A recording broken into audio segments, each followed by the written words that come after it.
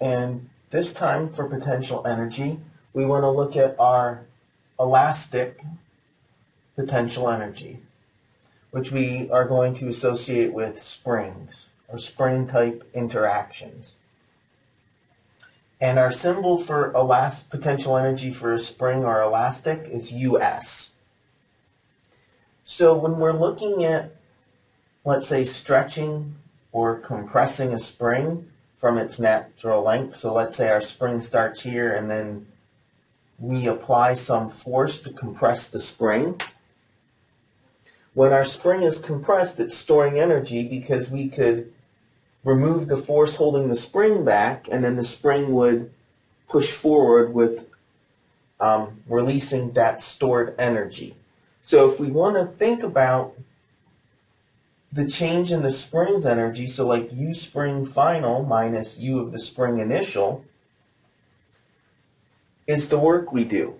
So to change the spring's energy, the delta U of the spring is the work we do. And we said that work is force times distance.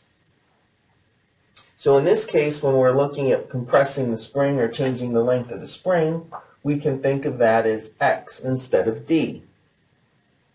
Now the force for the spring, we said, is Kx. And the negative we won't worry about right now because we can either compress or pull the spring, and we're just interested in the general case of what's going on. Now we know that the minus and plus isn't going to affect us, is all I'm just trying to say right now. That when we look at the spring force, we know that as we stretch the spring more, as we displace the spring more, it takes a greater and greater force. So this force is changing as we change the length of the spring. So we can't just plug in the force as is because it's changing constantly. It's not a consistent force. So what we can do, though, is we can use the average force instead. So the average force on the spring is 1/2 kx. Now we only use this when we want to calculate the energy for the spring, right? So the idea is that if we look at pulling on a spring, and this is the force we applied for some change in length, we know that if you're thinking about like the area underneath here, we said that you could take like F, if this is F max or the force required, you could use the average force, right? So this is half of F like max, and we said that was the average force. So we've already looked at saying that if you need to approximate some varying forces, we can use the average force. And this is a case when we need to use that approximation.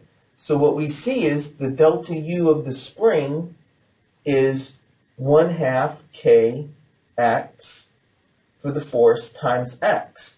So the change in the spring's energy is 1/2 kx squared. The energy in the spring changes with the length change squared. So if we were thinking about plotting our spring, if we're thinking about how does our spring's energy change, if we're looking at the delta U versus an x, we can see that as x changes, the energy goes up as a parabola, right? Because this is a square. Just like in kinetic energy, we saw as V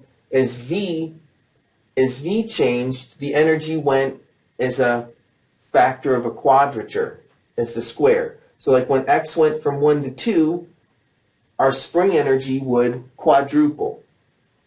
So this is a quadrature relationship. As our x changes, our energy goes up as a square.